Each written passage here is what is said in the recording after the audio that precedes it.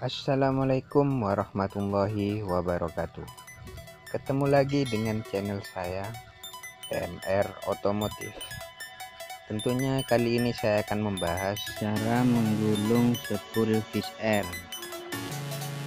Jangan lupa sebelum tonton videonya, like dan subscribe.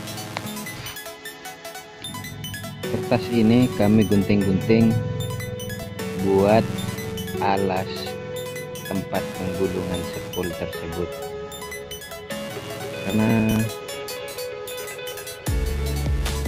atom tempat penggulungannya itu sudah rusak, ya terpaksa kami buang dan kami ganti dengan kertas. Kertas tersebut kami lem dengan lem B atau alteco. Jangan sampai ada yang bocor ke plat rumahan.